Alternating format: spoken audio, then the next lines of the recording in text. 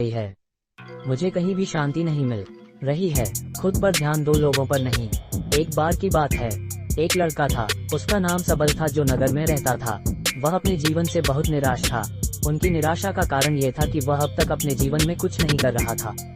उसके माता पिता उसे ताने मारते थे कि आपके सभी मित्र कुछ न कुछ कर रहे हैं, लेकिन आप अभी भी घर बैठे हैं। दोस्तों के बीच भी अक्सर उनका मजाक उड़ाया जाता था। वह कहीं जाता तो लोग उससे पूछते कि आप क्या कर रहे हैं। उसे यह बताने में भी शर्म आ रही थी। वह कुछ नहीं कर रहा था। धीरे धीरे उसने रिश्तेदारों से मिलना जुलना कम कर दिया और लोगों से मिलना भी बंद कर दिया। वह ज्यादातर समय घर पर ही रहता है। वह अकेला रोता है और भगवान को कोसता है और अपनी किस्मत को दोष देता है। अब उसे अपना जीवन बोझ लगने लगा था। कभी कभी वह सोचता कि कब वह कुछ करने के योग्य बनेगा, और फिर वह सोचता कि जिंदा रहने से अच्छा मर जाना है। एक दिन वह अपने नगर की एक गली से गुजर रहा था।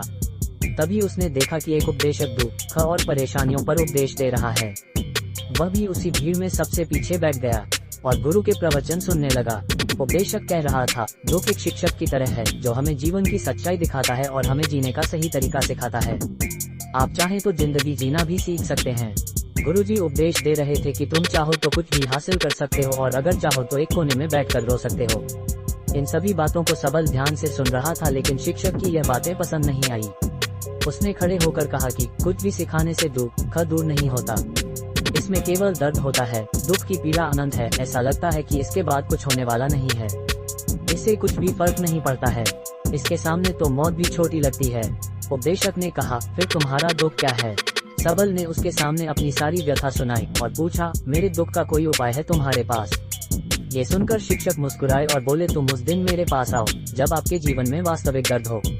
मैं आपकी समस्या का समाधान अवश्य करूंगा। ये कहकर गुरु वहां से चला गया। सबल ने सोचा, कहीं मेरा दुख नकली तो नहीं है? क्या मैं जिस दर्द से गुजर रहा हूँ वह नकली है? मेरा दुख कोई नहीं समझ सकता। जब माँ बाप नहीं समझते तो गुरु क्या समझेगा? उनके दुखों से व्यथित होकर सबल ने एक फैसला लिया कि अब वह कुछ करेगा। सबल ने एक छोटा व्यवसाय शुरू किया, पर उसे सफलता नहीं मिल रही थी। लेकिन उसके घर वाले पूछते हैं कि क्या वह कुछ कोशिश कर रहा है। वह अपने व्यवसाय में लगा रहा और धीरे धीरे उन्हें सफलता मिलने लगी। फिर उसने गति पकड़ी और केवल 3 साल के अंदर ही वह एक बड़ा बिजनेसमैन बन गया। अब सबल के आसपास ऐसे कई लोग थे जो उसकी परवाह करता था, जो उससे प्यार करता था। अब उनके परिवार के सदस्य भी उसकी तारीफ करते नहीं थक रहे थे। दिन ब दिन उसके मित्रों की संख्या बढ़ती जा रही थी। अब वह अपनी जिंदगी से बहुत खुश था। उनके कुछ दोस्तों ने उन्हें सलाह दी कि जब आप एक बड़ा बिजनेसमैन बनकर बहुत खुश हैं, तो सोचिए आपको कितनी खुशी होगी अगर आप इस शहर और इस राज्य के सबसे बड़े बिजनेसमैन बन जाते हैं। कितने लोग आपसे जुड़ना चाहेंगे, आपकी कितनी बड़ी ख्याति होगी, और स्वयं राजा भी आपसे दोस्ती करना चाहेंगे और जरूरत पड़ने पर ही आपसे पैसे उधार लेंगे। दोस्तों की यह बात सबल के मन में घर कर गई। अब वह और पैसे कमाने की कोशिश करने लगा, लेकिन उसे ये सब बहुत ही जल्दी चाहिए था। वह समय बर्बाद नहीं करना चाहता था। उनका अधिकांश समय इन चीजों को प्राप्त करने में गलाने लगा। इसलिए वह ऐसे काम करने लगा जो सही नहीं था। उसने बड़ा उधार लेना शुरू कर दिया। उसके दोस्तों से पैसे की मात्रा और अधिक मुनाफा कमाने के लालच में वह अपने माल में मिलावट करने लगा। उसने अन्य व्यापारियों के खिलाफ भी साजिश रची और उन्हें डराया धमकाया। जैसा उसके दोस्त कहते थे वैसा ही करता था। वह इन तरीकों से ज्यादा पैसा कमा रहा था, पर अब उसके जीवन में पहले जैसा चैन न था। उनके मन की शांति गायब हो गई थी और वह रात को सो नहीं पाता था। वह हंगामे में रहता था। वह सब कुछ पाकर भी उन्हें किसी चीज में सुख नहीं मिल रहा था। एक दिन सबल अपनी गाड़ी में कहीं जा रहा था। तभी रास्ते में उन्हें उपदेशक का आश्रम दिखाई दिया। वह रुका और गुरु के पास जाकर बोला, संत, आपने मुझे मेरे पास आने के लिए कहा था जब मेरे जीवन में सच्चा दुख आता है। अब मैं बहुत दुखी हूँ कि मेरी नींद हराम हो गई है। मुझे कहीं भी शांति नहीं मिल रही है। इस प्रकार सबल ने अपनी सारी समस्याएं गुरु को बता दी। गुरु ने कहा, जब तुम पहली बार मुझसे मिलने आए थे तब भी तुम किसी दुख में थे। आपने उस दर्द से क्या सीखा? सबल ने कहा कि सिर्फ सोचने और चिंता करने से कुछ नहीं होता। आपकी दृष्टि को सच करने के लिए ये कार्रवाई करता है, और सिर्फ काम करने से कुछ नहीं होता, परिणाम भी मिलना चाहिए। जब आपको लगता है कि आपका लक्ष्य हासिल नहीं होने वाला, तब राह में चाहे कितनी भी मुश्किलें आ जाएं, मन कितना भी निराश क्यों न हो, कितना भी लगता हो कि अब कुछ नहीं होने वाला है, तभी विश्वास करें, मैं जो भी कर रहा हूँ उसमें अवश्य सफल होऊंगा। खुद पर ध्यान दो, लोगों पर नहीं। लोग केवल सफल लोगों का सम्मान करते हैं। कोई कितना भी अच्छा क्यों न हो, वह हमेशा लोगों की नजरों में बोझ बने रहते हैं। ये सब सुनकर उपदेशक मुस्कुराया और बोला, जब आपके पास है तो यह वास्तविक दुख नहीं है। अपने जीवन में वास्तविक दुख आए तब मेरे पास आओ, मैं उसे ठीक कर दूंगा। सबल ने जाते समय साधु को सोने के सिक्कों से भरा घड़ा भेंट किया। घड़े को देखकर गुरु ने कहा कि यह मेरे किसी काम का नहीं है, उस पेड़ के नीचे गड्ढा खोदकर गाड़ दो। सबल ने घड़े को पेड़ के नीचे दबा दिया, जैसा कि गुरु ने बताया, और वहां से चला गया। कुछ दिनों से कारोबार ठीक चल रहा था, लेकिन व्यापार के गलत तरीके के कारण धीरे धीरे उसे व्यापार में घाटा होने लगा। उसकी सारी दौलत धीरे धीरे खत्म होने लगी और एक दिन ऐसा भी आया जब उसके पास कुछ भी नहीं बचा और उस पर कर्ज का बोझ चढ़ गया था। परंतु वह निश्चिंत था, क्योंकि उसने अपना सारा कर्ज अपने दोस्तों से लिया था। उसने सोचा कि उसके दोस्त बुरे वक्त में उनके साथ खड़े रहेंगे, लेकिन ऐसा कुछ नहीं हुआ। जैसे ही बुरा वक्त आया, दोस्त पहले उससे कर्ज मांगने लगे। अगर उसने कर्ज नहीं लौटाया, उन्होंने उसे जान से मारने की धमकी भी दी। उनके सभी शुभचिंतक और प्रियजन उससे दूर हो गए। उसके दोस्त जो उसके साथ मस्ती किया करते थे, अब उससे दूर भाग रहे थे। उसका परिवार उसकी गलतियां और कमियां गिनने लगा। उनकी सारी संपत्ति नीलाम कर दी गई और उसके पास कुछ भी न बचा। जब उसने अपने पिता से मदद मांगी, पिता ने कहा कि मेरे पास थोड़ी सी संपत्ति है, मैं तुम्हारी माँ को क्या कहूँगा अगर मैं तुम्हें दे दूँ। ये संपत्ति हमारा अंतिम उपाय है। सबल के मन में गहरा दुख छा गया। उसके आसपास कोई नहीं था जो उनके दुख को समझ सके, जो उसे संभाल सके। जनता के इस विश्वासघात के कारण वह अंदर से टूट चुका था। वह सोचने लगा कि अब जीने का क्या मतलब है, अब मौत ही मेरा सहारा है। वह आत्महत्या करने के लिए पहाड़ी पर जा रहा था, तब से उसे याद आया कि उस शिक्षक ने उससे कहा था, मेरे पास आओ जब तुम्हारे जीवन में वास्तविक दुख हो। सबल गुरु के पास गया और अपनी सारी व्यथा सुनाए। आंखों में आंसू लिए उसने कहा, हे गुरु जी, मेरे दुख का निवारण कीजिए। गुरु ने कहा, जब जीवन में असली दुख होता है तब मेरे पास आ जाना, मैं इसे जरूर ठीक करूंगा। सबल ने कहा कि ये क्या हो रहा है, मेरी जिंदगी में अभी दुख नहीं है, तो आखिर असली दुख क्या है। गुरुजी ने सबसे कहा कि पहले आप मुझे बताओ, आपने अपने दुख से क्या सीखा। सबल ने कहा कि मैंने वह सीखा, जो लोग हमारे जीवन में आते हैं वह हमारी सफलता और प्रगति के कारण वो हमें धोखा जरूर देंगे, क्योंकि बुरे समय में वे हमारे साथ नहीं खड़े होंगे।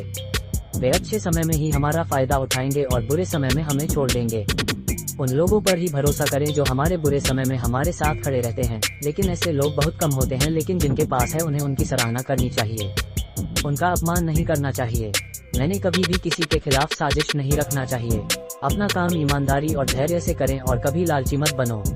अपने सारे दुख दर्द और अनुभव बयां करने के बाद सबल गुरुजी के सामने आंखों में आंसू लिए बैठ गया।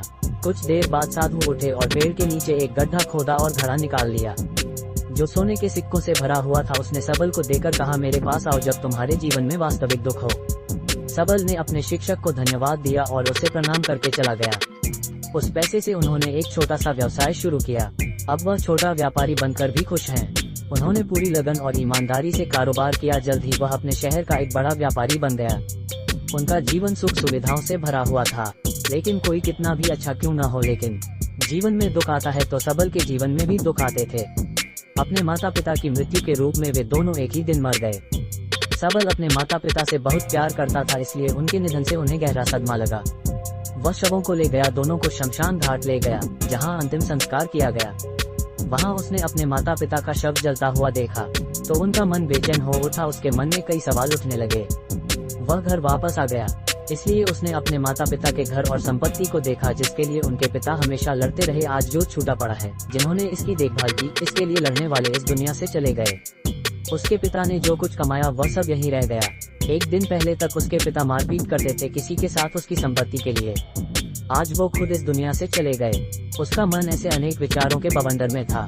वह अंदर से अकेला और डरा हुआ महसूस कर रहा था। वह खाली महसूस कर रहा था।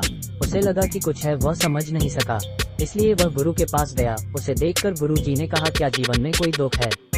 सबल ने कहा, वैसे तो जीवन में कोई दुख नहीं है, सब कुछ अच्छा चल रहा है, लेकिन आज मेरे माता पिता का देहांत हो गया है। मैं इस घटना से बेहद दुखी और परेशान हूँ। गुरु जी ने कहा, इसमें दुखी होने की क्या बात है? एक दिन सबके अपनों को मरना है, कोई न कभी जिया है और न कभी रहेगा। एक दिन तुझे भी मरना है, शायद तुम कल ही मर जाओगे, या आप आज भी मर सकते हो। सबल ने कहा, क्या कह रहे हो गुरुजी? मैं भी मर जाऊंगा, लेकिन मैं अभी जवान हूँ। गुरु ने कहा कि सब जी रहे हैं इस भ्रम में कि मृत्यु केवल दूसरों को आती है, बड़ों के पास ही आती है, लेकिन जवान और बूढ़े मर जाते हैं, बच्चे मर जाते हैं। मौत का उम्र से कोई लेना देना नहीं है, ये सभी को प्रभावित करता है।